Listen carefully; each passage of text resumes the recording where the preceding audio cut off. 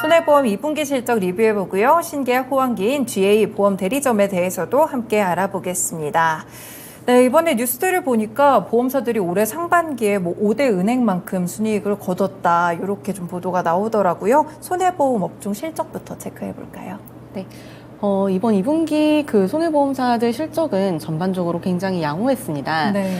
사실 이제 보험사들의 손익 구조는 쉽게 말씀드리면은 보험 영업이라고 해서 이제 뭐 보험 상품 팔고 거기에 네. 대해서 보험금 주는 이 보험 영업이 있고, 그리고 이 받은 보험료를 미래 보험금으로 지급하기 전까지 이거를 운용을 하는 투자 영업, 네. 이렇게 두 가지로 나눠서 보실 수가 있으세요.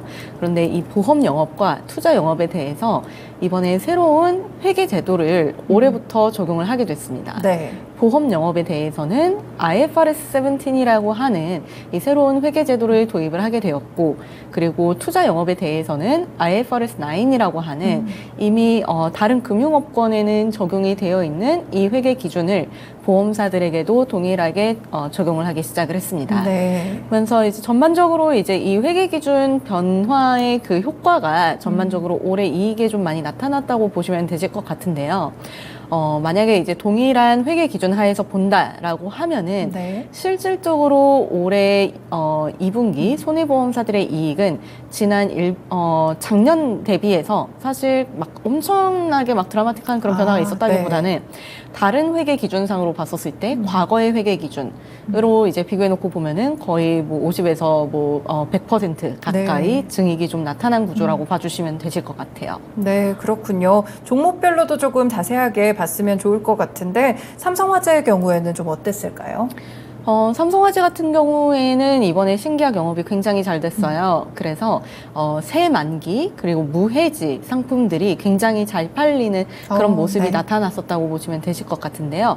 이제 새 만기 상품이라고 하면은 뭐 몇 살까지 이제 뭐 보장을 제공을 하는 그런 이제 만기가 정해져 있는 네네. 그런 상품이라고 보시면 되실 것 같고, 무해지, 저해지 이런 상품들은 중간에 이제 해지를 하게 되면은 그 해약금이 굉장히 적은 그런 상품들이라고 봐주시면 되실 것 같아요. 네. 최근에 이제 시장에서 아무래도 좀 수요가 있을 만한 그런 상품들이 좀 그 선별적으로 잘 판매가 되었다 정도로 이해해 주시면 좋을 것 같습니다. 네, 그러면 DB 손해보험은 어땠을까요? 네, 뭐 DB 손해보험 같은 경우에는 이번 실적에 그 수익성이 굉장히 좀 좋은 상품들 위주로 이번에 영업이 되었다라고 봐주시면 좋을 것 같고요. 이번에 IFRS 17이 새로 적용이 되면서 CSM 전환 배수라고 하는 이 새로운 지표가 생겼어요.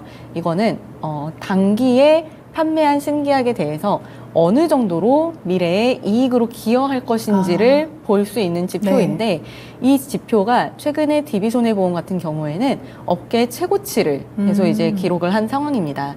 대략적으로 18배 정도라고 봐주시면 되실 것 같아요. 그렇군요. CSM 전환 배수가 또 업계 최대치를 기록했다는 점이 특징인 것 같습니다. 현대해상의 경우에는 어땠을까요? 네, 현대해상 같은 경우에는 다소 사실 실적 내용 측면에서는 조금 실망스러운 부분이 있었어요. 네. 이제 예실차라고 하는 계정이 좀 이제 적자가 많이 커졌고요. 그리고 앞서 말씀드렸던 이 수익성 지표인 CSM 전환 배수가 지난 1분기 대비해서 하락하는 모습을 보였어요. 즉 상대적으로 마진이 조금 이제 훼손이 되는 그런 모습으로 봐주시면 되실 것 같고요. 이 예실차라고 하는 부분에 대해서 잠깐 말씀을 드리자면은, 이 IFRS 17을 적용을 하게 되면서 CSM이라고 제가 계속 이제 강조를 드리는 이 지표가 굉장히 중요해졌어요. CSM은 이 계약이 미래에 이 보험사에게 어느 정도의 예상 이익을 가져다 줄 것인지를 계약 서비스 마진이라는 명목으로 산정을 해서 보험 부채로 인식을 했다가 계약 기간에 걸쳐서 이익으로 인식을 하는 그런 계정이라고 봐주시면 되세요.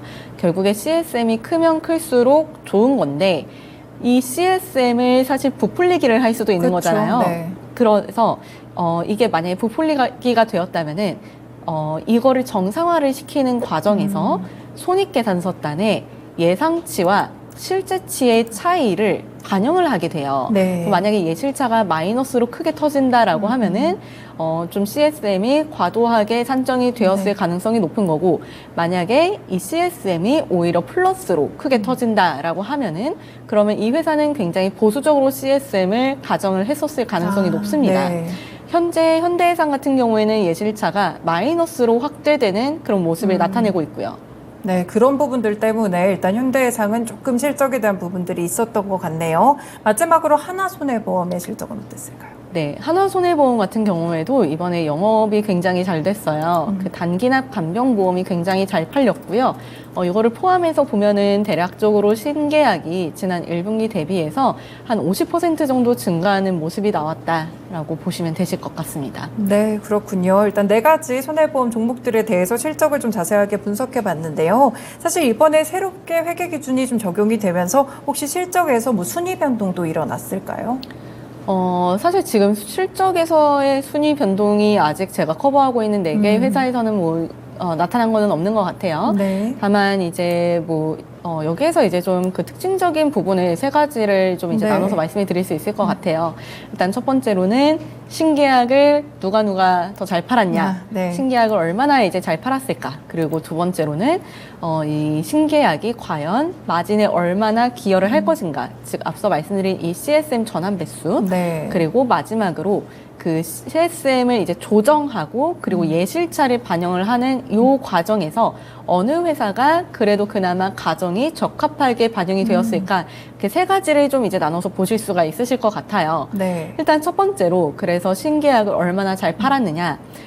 전반적으로 그 신계약 규모 자체는 전분기랑 굉장히 유사한 수준이었고, 다만 이제 그 전년 동기 대비해서는 좀 이제 늘어나는 모습을 보였습니다. 네. 여기에서는 이제 회사별로 차별화가 조금 이제 되는 모습을 보이는데, 앞서 말씀드렸던 하나손해보험 같은 경우에는 전분기 대비해서도 신계약이 좀 늘어나는 모습을 보였었고, 네. 이 부분이 그래도 좀 이제 차별화되는 포인트로 좀 작용을 하고 있다 정도로 말씀을 드릴 수 있을 것 같아요. 네, 그렇군요. 그러면 CSM 조정액과 예실차 감소의 부분에서는 어떤 부분을 종목을 특징으로 봐야 될까요? 최근에 이제 그 CSM 조정액이나 이제 예실차 같은 경우에는 말씀드렸던 것처럼 현대해상이 다소 조금 이제 부진한 모습을 보이기는 했는데, 전반적으로는 이게 좀 개선이 되는 모습을 다 대부분 보이기는 했어요. 근데 이게 보통은 이제 유지율에 좀 연동이 많이 되거든요. 네. 그러니까 이제 보험 계약을 체결을 하고서 이게 중도에 해지가 되면은 당연히 미래 예상되는 마진은 줄어듭니다.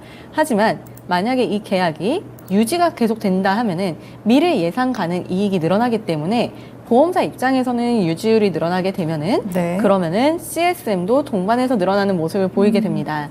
그런데 최근에는 대부분 유지율이 개선이 되는 모습을 보였고요.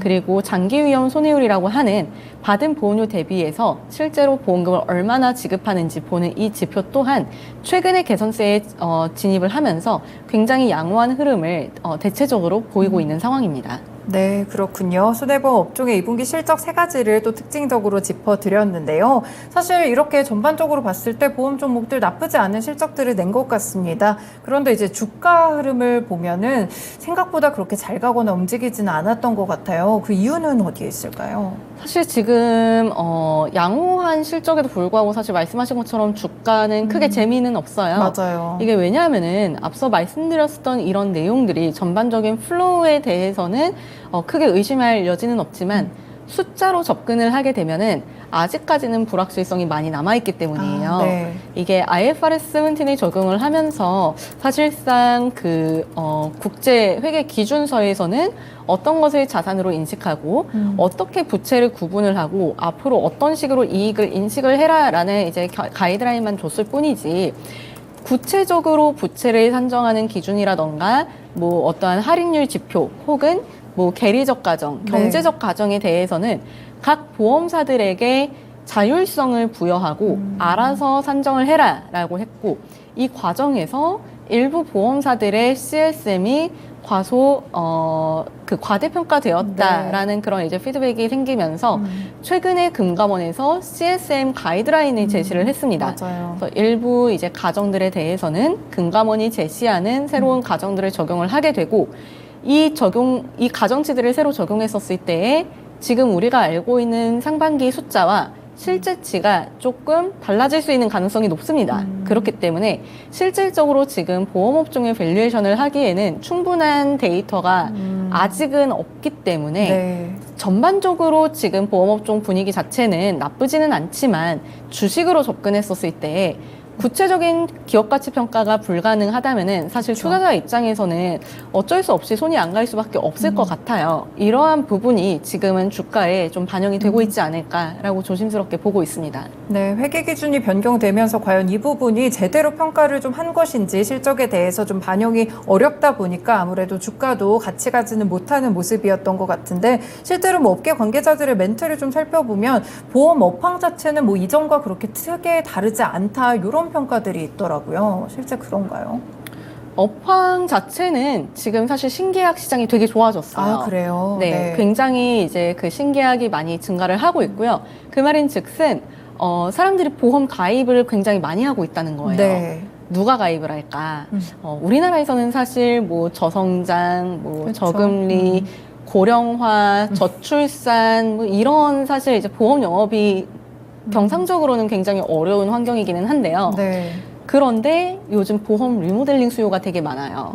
예를 들면은 제가 뭐 이제 보험을 옛날에 가입했는데 네. 그때 당시에 만약에 이제 암보험에 대해서는 만약에 20년 전에는 1,000만 원 정도 진단금을 받으면은 크게 무리가 없을 수 있었는데 그렇죠. 20년이 지난 지금 시점에 만약에 진단금 1,000만 원만 나온다 하면은 이건 좀 부족할 수도 그쵸, 있겠죠. 그럴 수 있죠. 그러면은 추가적인 이제 보장을 위해서 저는 암보험을 또 가입을 할 수 있습니다. 네. 최근에 이런 수요가 되게 많이 늘었어요. 아. 보험사들의 이제 보장도 굉장히 다양해지고 그러면서 기존에 이미 보험에 가입해 있었던 가입자들이 추가적으로 가입하고자 하는 수요가 굉장히 늘었고 네. 최근에 그리고 이제 그 보험 설계사들이 굉장히 적극적으로 영업을 할 수 있는 그런 환경이 조성이 되면서 전반적으로 지금 뭐 보험 영업 시장 자체는 굉장히 좋아요. 그렇군요. 네, 뭐 그걸 제외하고 대부분의 이제 뭐 경상적인 영업 환경은 사실 뭐 어제나 오늘이나 작년이나 재작년이나 달라질 건 사실 크게 없죠. 네, 네. 그렇군요. 그래도 신계약이 좀 늘어나고 있다니까 업황 자체가 뭐 제자리 걸음을 하는 거는 아니다. 이렇게 보셔도 될 것 같습니다.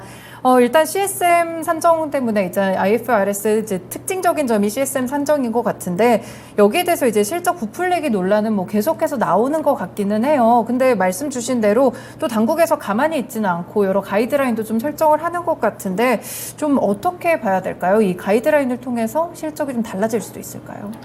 뭐 당연히 이제 달라질 거고요. 이게 사실 뭐 가이드라인이 적용이 됐었을 때 얼마나 영향을 줄까. 이게 사실 가장 핵심 포인트이긴 한데 그건 네. 알 수가 없어요. 그리고 이 가정이 조금만 변동이 되어도 그게 CSM에 미치는 영향이 굉장히 클 수밖에 없습니다. 네. 왜냐하면은 보통 이게 미래에 예상되는 이익을 현가로 땡기는 건데 보험 계약들은 그 계약 기간이 굉장히 길잖아요. 네, 그쵸. 거의 뭐 10년, 20년, 정말 길게는 3, 40년까지도 가는데 여기에 대한 가정치를 0.1%포인트만 조정을 해도 이게 굉장히 큰 파장을 불러일으킬 수 있기 때문에 그래서 사실 지금 이 CSM 가이드라인이 적용됐었을 때 당연히 숫자는 바뀌게 될 텐데 이게 어떤 식으로 어느 정도 규모로 영향을 줄지는 사실 저희가 아직까지는 추정이 불가능한 상황이에요. 네, 그렇군요. 그러면은 이제 조금씩 하반기에 또 달라질 수 있을 것 같다는 생각도 좀 드는데 그럼 손해보험에서 하반기 전망을 좀 어떻게 보세요?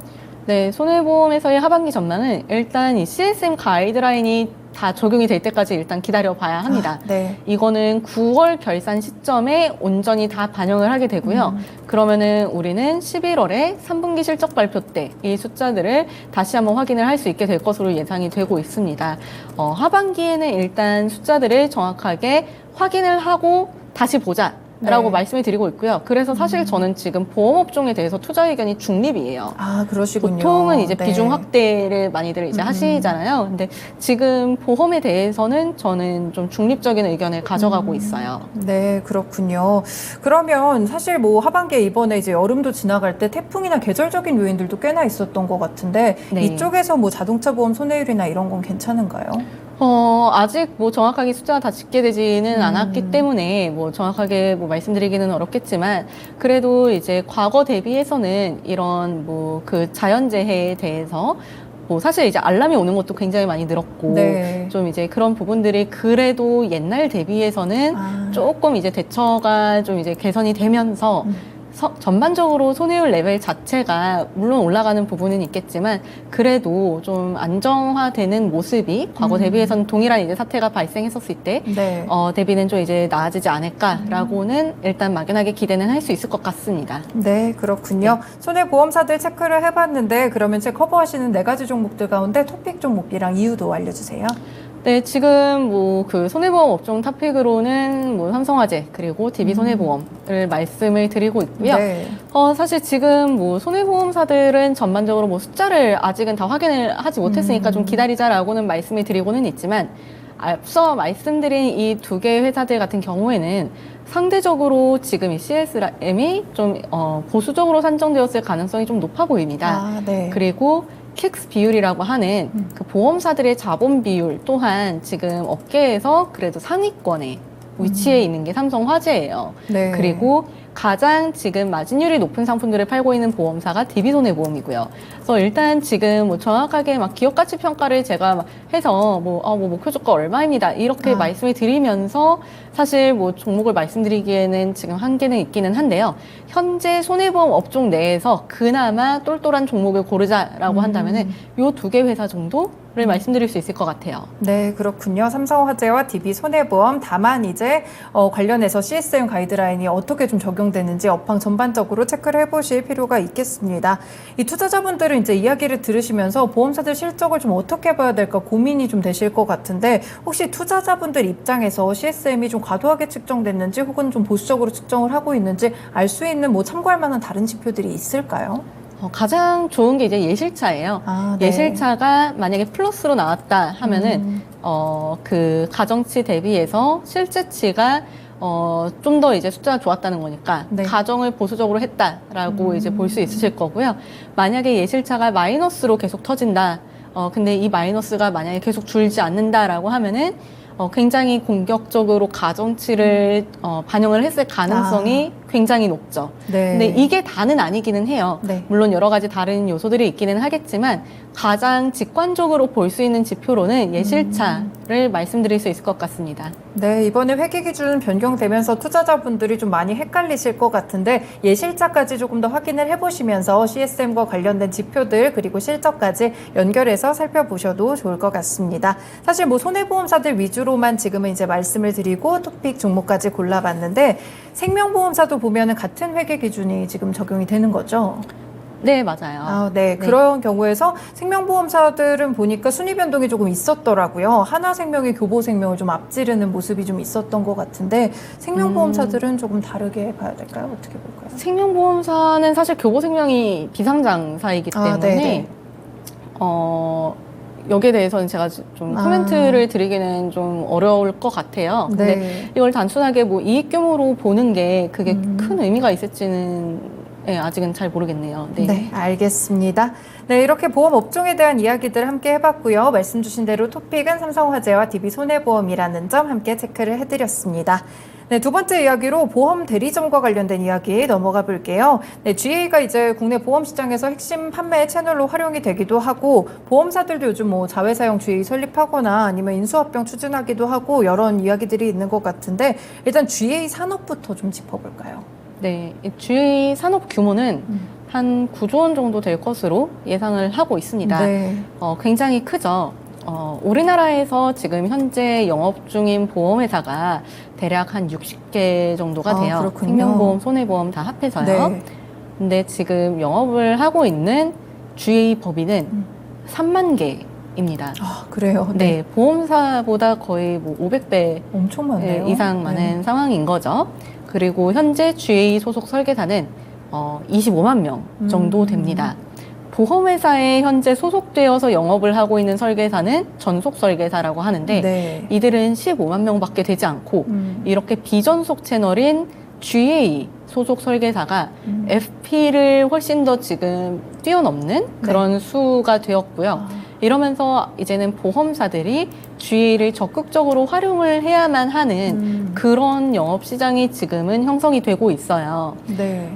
이 GA 시장 같은 경우에는요, 사실 뭐 설계사가 얼마나 영업을 잘하느냐도 중요하지만 이게 영업력에는 당연히 한계가 있어요. 그렇죠. 만약에 누가 저한테 지금 당장 나가서 보험 영업해와라 라고 했었을 때 진짜 몇 명 정도 팔 것 같으세요? 가족, 친지 다 합해서 빨리 끌어서 그쵸. 네, 한 30명? 20명? 그 정도가 그래도 가장 네. 합리적인 숫자일 것 같아요. 네. 그 정도 팔아도 굉장히 잘 파는 걸 거고요. 그렇죠. 근데 그러면은 이 설계사들의 영업력은 한계가 있을 수밖에 없고 그렇다면은 GA한테 가장 중요한 것은 설계사의 헤드 카운트입니다. 수를 네. 늘려야죠. 어차피 그러네요. 한 사람당 할 수 있는 영업력은 정해져 있다면은 설계사 수를 최대한 빨리 많이 늘려야 되는 그런 상황인 거고 이를 위해서 최근에 GA들이 정착 지원금 그리고 증원 수당을 제공을 하고 있어요. 네. 정착 지원금은 이제 직전 연도 연봉의 일정 수준의 약속을 해서 일시불로 이제 그 돈을 지급을 해주고 네. 대신에 일정 기간 동안 해당 GA와 계약을 맺어서 그 기간 동안에 어느 정도 수준 이상의 실적을 채워줘야 하는 그런 이제 계약을 맺는 거죠. 네. 그리고 두 번째로 증원 수당은 만약에 제가 설계사인데 새로운 설계사를 제가 이제 영입을 해왔다라고 하면은 네. 거기에 대한 수당을 제가 받아가는 거죠. 그렇군요. 이런 식으로 네. 이제 결국에는 GA들이 이제 그 설계사들에게 여러 이제 혜택을 주면서 새로운 설계사들을 유입을 시키는 그런 지금 시장이 형성이 되고 있어요. 그렇군요. 이 대형 이런 기업들의 경우에도 이제 보험사들이 GA를 설립하거나 이렇게 GA 시장에 좀 적극적으로 뛰어드는 이유가 좀 따로 있을까요? 이게 아무래도 GA 같은 경우에는 그 일반적인 전속 설계사보다는 당연히 이제 뭐 꼭 당연하지는 않겠지만 조금 더 이제 설계사들이 그 고객들에게 제공할 수 있는 상품의 선택폭이 굉장히 넓어요. 네. 뭐 예를 들어서 제가 어떤 보험 상품을 가입하고 싶은데 삼성화재 상품만 추천을 해주는 삼성화재 전속 설계사라면은 다른 설계사들도 만나보고 싶을 것 같아요. 네. 그런데 만약에 이 GA가 삼성화재, 뭐 동부화재, 현대해상, 메리츠화재 모든 보험사 상품을 다 가져다가 저한테 비교해서 판매를 한다면은 네. 저는 이 GA를 통해서 가입을 하고 싶을 것 같아요. 그런데 이게 아무래도 그러다 보니까는 전속 설계사들의 영업력이 더욱 저하될 수밖에 없고 그렇죠. 네. 그래서 이제 이걸 자회사형 GA로 분리를 하고 다른 보험사들의 상품도 다 같이 이제 가져다가 팔면서 네. 우리 상품이 더 좋아요라고 강조를 할 수가 있게 되는 거죠. 네. 결국에 굉장히 이게 전략적인 선택이라고 그렇네요. 봐주시면 돼요. 네, 어떤 면에서 이제 소비자들도 이익이기는 한데 여러 상품을 볼 수 있으니까요. 네. 이제 기업들도 자회사형으로 뭐 GA를 갖고 있거나 하면 아무래도 그 상품들 중에서 좀 경쟁력이 돋보일 수가 있는 그런 효과가 있다고 보면 되는 거죠. 그래서 이걸 조금 더 쉽게 말씀을 드리면은 네. GA는 하이마트고 네. 그리고 뭐 그 FP는 뭐 디지털 플라자 혹은 뭐 LG 베스트샵 네. 같은 그런 이제 느낌이라고 보시면 되시겠는데 만약에 이 삼성 디지털 플라자에서 삼성뿐만 아니라 뭐 LG 뭐 기타 등등 그쵸? 다른 이제 그 가전 제품까지 팔면서 삼성 제품에 대해서만 LG보다 좀 더 프로모션을 넣어준다 하면은 그러면은 이제 굉장히 잘 팔릴 거잖아요. 네. 이런 식의 영업이라고 생각해 주시면 되세요. 쉽게 네. 설명드리면요. 그렇군요. 실제로 이익 측면에서도 그럼 도움이 좀 많이 되나요?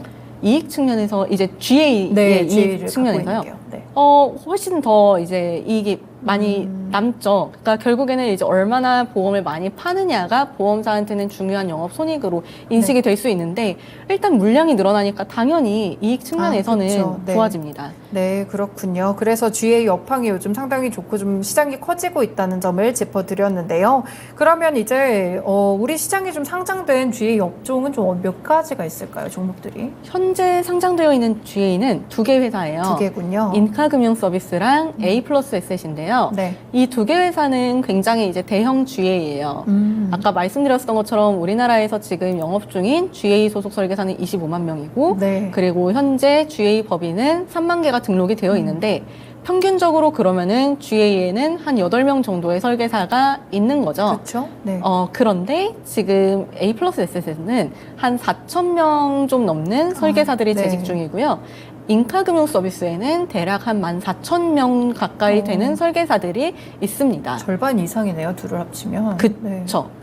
이게 인원이니까 그 전체 인원 대비해서는 10% 정도, 네. 10%가 좀 안 되는 거죠, 실질적으로.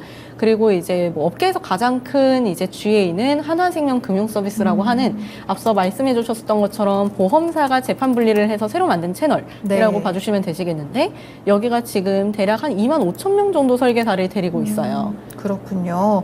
GA 업종 그러면 이제 상장돼 있는 두 가지 종목 위주로 좀 체크를 해볼게요. 인카금융서비스랑 A+에셋 이 두 종목의 경우에 2분기 실적은 좀 어떻게 나왔을까요? 2분기 실적은 어닝 쇼크였어요. 아, 그래요? 안 좋았군요. 네, 굉장히 안 좋았는데 이게 어닝 쇼크가 확인되고 나서 주가가 그날 바로 20%가 빠졌어요. 네. 완전 이제 그 시장에서 충격을 좀 많이 받으신 것 같은데 네. 사실 이 어닝 쇼크의 원인을 조금 분석을 해보면은 이거는 단순하게 뭐 비용 컨트롤을 못했다라기보다는 네.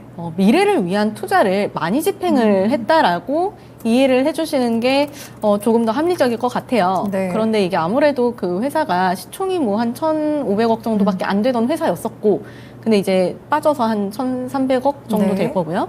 근데 이제 그러다 보니까는 사실 정보가 많지도 않고 그러다 보니까 좀 시장에서 오해가 많이 있으셨었던 모양인데 이 회사가 이번에 어닝 쇼크가 나온 이유는 비용을 많이 써서예요.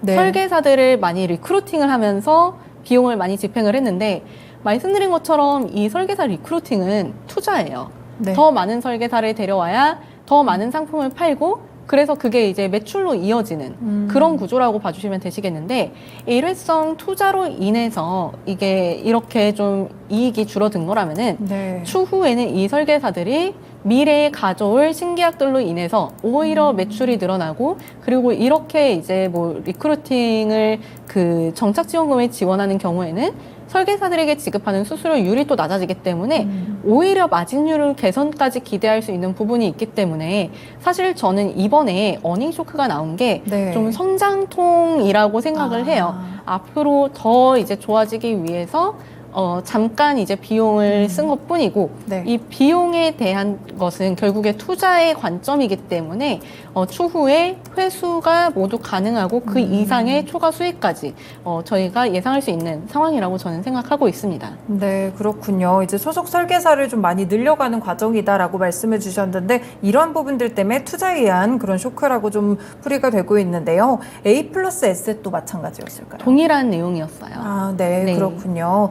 이 두 종목의 경우에 근데 주가 흐름은 살짝 조금 반대로 가고 있는 부분들이 있는 것 같은데 이 두 개의 차이점은 좀 어떤 게 있을까요? 이게 그 회사를 운영하는 방식이 좀 다르다고 보시면 되세요. 네. 그러니까 인카금융 서비스는 그 사업가형 GA라고 해서 그 설계사들을 네. 팀제로 한꺼번에 이제 뽑아와요. 그러니까 우리가 네. 금융권에서 흔히 말하는 뭐 선수들을 채용할 때 그 한 명, 두 명만 뽑아오는 게 아니라 그 사람이 소속되어 있는 그 모든 팀과 그 팀원들까지 다 데려오잖아요. 네. 그런 식의 리크루팅을 하는 회사가 인카금융 서비스라고 보시면 되시겠고요. 그리고 이제 A+에셋 같은 경우에는 직영으로 영업을 하는데 보통 이렇게 직영으로 영업을 하게 되면은 그 모든 설계사들을 뭐 원바이 원으로 혹은 이제 뭐 공채 형태로 이제 채용을 하게 되는 그런 네. 이제 거기 때문에 그 설계사를 늘릴 수 있는 속도가 앞서 말씀드렸던 인카금융 서비스가 더 빠른 특성을 가질 수 있습니다. 그래서 여기에서 이제 주가의 차이가 조금 있었던 것 같고 네. 그리고 회계 기준이 좀 달라요. 네. 인카금융 서비스는 발생주의 회계를 채택을 하면서 전반적으로 이익이 좀 이제 스테이블하게 늘어나는 그런 모습이 보이고 네. 반면에 A+에셋 같은 경우에는 현금주의를 채택을 해서 오히려 이 회사 같은 경우에는 단기에 그 설계사에 대한 투자를 많이 하면 많이 할수록 당장의 이익은 줄어들지만 추후에 신기하게 줄어들면은 오히려 이익은 더 극대화되는 그런 모습을 보이는 회사입니다. 네, 그렇군요. 두 회사의 차이점까지 같이 좀 들어봤습니다. 사실 뭐 보니까 IFRS 17이 도입이 되면서 사실 최대 수혜주는 GA다라는 얘기도 있던데 어떤 관련성이 있는 건가요? 네, 결국에 이제 보험사들이 CSM을 많이 늘려야 되잖아요. 그렇죠. CSM을 많이 늘리려면은 보험을 많이 팔아야 됩니다. 네, 보험을 많이 팔아야 되는데 그러려면은 결국에는 말씀드린 것처럼 설계사들이 잘 써야 돼요. 그렇죠. 설계사들을 통해서 영업을 공격적으로 해야 되는데 뭐 그 전속 설계사들은 이미 회사 안에 이게 있는 거고 상장이 되지 않는 조직인 거고요. 네. 네, 이제 GA 같은 경우에는 독립법인으로 아예 별개로 떨어져 있고 투자자 입장에서는 훨씬 투자하기에 편안하실 만한 그런 이제 업종이 되면서 사실상 지금 그 GA들이 말씀하신 것처럼 IFRS 17 그 도입에 거의 뭐 최대 수혜주처럼 이제 보셔도 무방하세요. 네. 그래서 뭐 지금 이 IFRS 17뿐만 아니더라도 뭐 인플레이션이 둔화되면서 전반적으로 이제 해약률이 개선이 되고 그리고 예정이율이 상승함에 따라서 매출도 같이 올라갈 수 있는 그런 부분이 있지 않을까라고 기대를 하고 있습니다. 네. 그래서 전반적으로 지금 신계약 성장이 지금처럼 가속화되는 시장에서는 GA 시장 계속 이제 눈여겨보셔도 좋을 것 같습니다. GA 시장의 성장 포인트가 결국에는 이제 설계사들이 계속 늘어나고 이런 점일 것 같은데 여기에 좀 한계점은 따로 없나요? 지금은 이미 아직 산업 초기라고 좀 생각을 해도 될까요? 늘어가는? 이게 초기라고 본다기보다는 GA가 대형화가 되는 그 첫 시작점이라고 보시면 되실 것 같아요. 네. 그러니까 이제 GA 같은 경우에는 말씀드린 것처럼 뭐 3만 개나 영업을 하고 있고 다 이제 좀 뿔뿔이 흩어져 있는 모습이었는데 작년에 하나생명 금융서비스라는 명칭으로 네. 하나생명이 그 전속설계사 채널을 그 재판 분리를 하면서 분사를 하면서 초대형 GA가 처음으로 생겼어요. 네. 막 거의 뭐 2만 명 가까이 되는 이제 채널이 생긴 거고 이렇게 GA들이 사이즈가 크면 클수록 보험사들한테는 바게이닝 파워가 생깁니다. 그러니까 이제 뭐 예를 들어서 뭐 설계사 수가 별로 그렇게 많지 않으면은 그 GA는 보험사들한테 더 많은 수수료율을 요구하는 데에는 분명히 무리가 있을 수밖에 없어요. 네. 그런데 그 설계사 수가 뭐 10,000명, 20,000명 되면은 거의 전속 설계사 채널보다 뭐 더 클 수도 있고 혹은 그와 유사한 크기가 되기 때문에 네. 보험사들이 아무래도 그 비용을 조금 더 이제 주는 데 있어서 그 GA 입장에서는 더 유리해지는 그런 환경이 조성이 되고 있고 이러한 흐름이 최근에 나타나기 시작하면서 전반적으로 GA들이 좀 커지는 모습이 나타나고 있습니다. 네. 이런 과정에서 지금 상장되어 있는 GA들은 상대적으로 자본력이 높고 아무래도 그동안에 이제 영업에 대한 노하우가 조금 더 축적이 되어 있기 때문에 조금 더 빠르게 설계사들을 리크루팅 할 수 있지 않을까라고 기대하고 있습니다. 네, 그렇군요. 이 GA에서 또 1200% 룰, 이 부분은 어떤 게 또 장점으로 작용을 하는 건가요? 네, 이 1200% 룰이라는 게 조금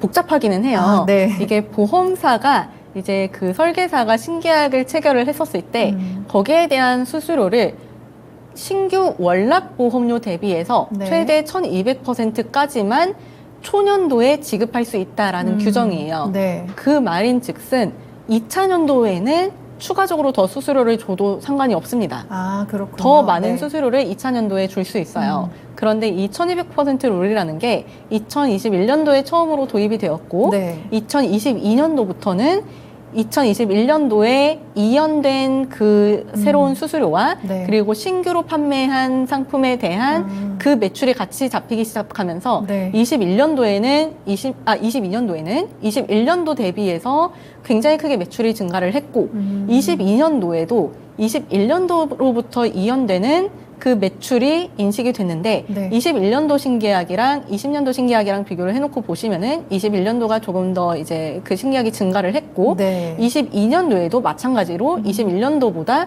훨씬 더 이제 23년도에도 22년도보다 이제 신계약이 늘어나면서 전반적으로 올해 이제 매출 구조 자체가 스노우볼 이펙트로 인해서 21년도 대비해서 22년이 훨씬 네. 그리고 22년보다도 23년이 더 성장하는 모습이 나타나고 있고 이러한 흐름이 24년도, 25년도까지도 지속될 것으로 예상을 하고 있습니다. 네, 그래서 또 GA 쪽에 수혜가 된다는 말씀이시죠? 네. 네, 그렇습니다. GA 업종에 대해서 지금 굉장히 성장을 하고 있는 업종이다라고 보시면 될 것 같은데 오히려 지금 투자를 통해서 설계사를 늘리고 있는 그런 과정 속에서 실적은 약간 쇼크를 보이기는 했지만 오히려 미래의 성장성을 조금 더 살펴보셔야 될 것 같은 섹터라고 분류를 해볼 수 있겠습니다. 네, 그럼 연구원님이 보시는 GA 업종 토픽은 어떤 걸까요? 업종 탑픽으로는 지금 인카 금융 서비스 이유를 말씀해 드리고 있어요. 네. 아무래도 조금 더 빠르게 그 설계사들이 늘어나는 게 좀 더 눈여겨볼 만한 포인트라고 말씀드릴 수 있을 것 같습니다. 네, 그렇군요. 인카금융 서비스가 상장한 지 한 1년 정도 됐나요? 지금 주가 자체가 네, 이게 사실 그 코넥스에 상장이 되어 있다가 그쵸, 예. 작년에 옮겼죠. 코스닥으로 네. 그 이전 상장을 했고요. 네. 네, 지금 주가 자체도 지금 흐름을 보니까 전반적으로 많이 올라오다가 말씀 주신 실적 때문에 한번 쇼크가 좀 있었던 것 같은데 그럼 충분히 아직도 상승성이 좀 많이 열려 있다고 보시는 거죠? 네, 이 회사는 지금 뭐 밸류에이션 관점으로 놓고 보시면은 PER 한 뭐 4-5배에 ROE가 30% 가까이 나오는 회사입니다. 네. 굳이 여기에서 밸류에이션을 비싸다고 보실 이유는 없으실 것 같아요. 네. 네, 알겠습니다. 그럼 오늘 GA 업종 토픽으로는 인카금융 서비스 체크해드렸고요. 조금 전에 이제 손해보험사 토픽으로는 삼성화재 그리고 DB손해보험까지 함께 말씀 들어봤습니다. 오늘 말씀 고맙습니다. 네, 감사합니다. 네, 이렇게 보험 업종에 대해서 또 자세하게 파헤쳐봤습니다. 신한투자증권의 임희연 연구원님과 함께했습니다. 네, 그리고 오늘 금요일이죠. 저희 미스터 진단 방송이 있는 날입니다. 내 포트폴리오에 좀 고민되는 종목이 있으시다면 오늘 기회를 이용하셔서 진단 받아보셔도 좋을 것 같은데요. 하단에 번호 나오고 있습니다. 022128-3388, 022128-3388번으로 전화 주셔서요. 종목명과 매수가 비중 알려주시면 저희가 선정을 통해서 함께 또 상담 드리도록 하겠습니다. 지금까지 다양한 투자 판단에 도움이 되는 말씀들 전해드렸는데요. 특정 종목의 상승과 하락을 보장하지는 않습니다. 토마토랜드 2.0 여기서 마치겠습니다. 남은 오후장도 투자 잘하시길 바라겠습니다. 고맙습니다.